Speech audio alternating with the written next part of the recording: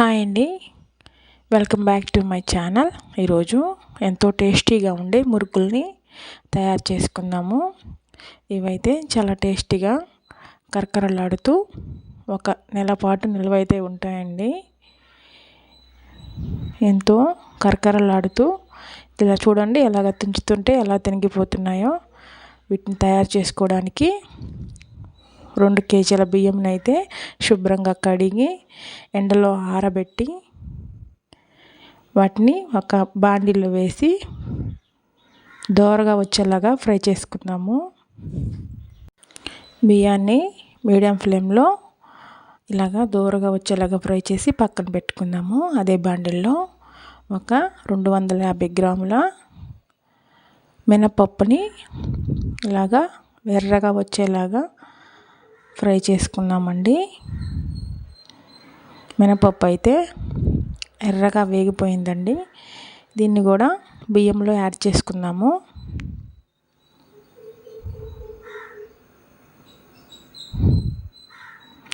ఇప్పుడు మినపప్పు యాడ్ చేసుకున్న తర్వాత 200 గ్రాముల శనగలు, అదే 200 గ్రాముల పచ్చెనగపప్పు ఉంటుంది కదా, దాన్ని కూడా యాడ్ చేసుకున్నాము. ఇవన్నీ కూడా యాడ్ చేసుకున్నామండి. ఇవి వేయటం వల్ల మురుకులు అయితే టేస్టీగా అయితే ఉంటాయండి.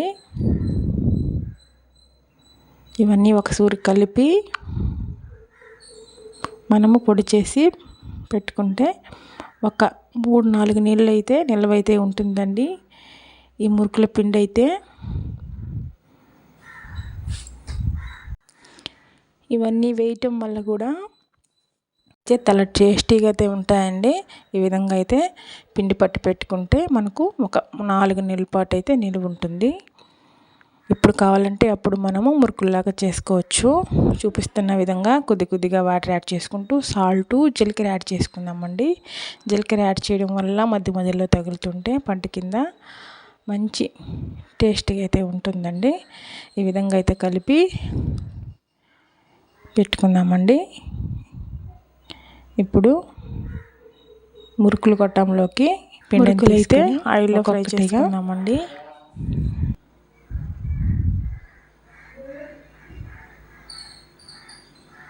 ఇవన్నీ కూడా హై ఫ్లేమ్లోనే ఫ్రై చేసుకుందాము.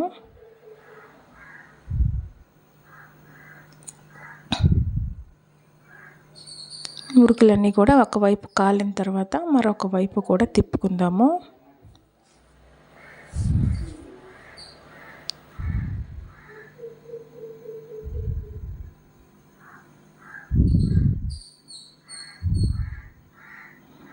మురుకులు అయితే ఒక్కొక్కటిగా కాలిపోయిందండి.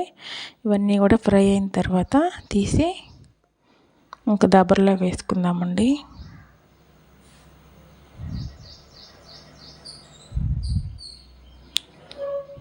ఈ మురుకులు అయితే మనకు చాలా టేస్టీగా రుచిగా కూడా ఉంటాయండి. దీనిలో ఏమీ కలపాల్సిన అవసరం లేదు. డాల్డా, ఆయిల్ అవంతా ఏం అవసరం లేదండి. శనగలు వేసాం కదా, వాటితోనే మంచిగా కరకరలాడుతూ ఉంటాయి మినపప్పు, శనగలు. అంతేనండి.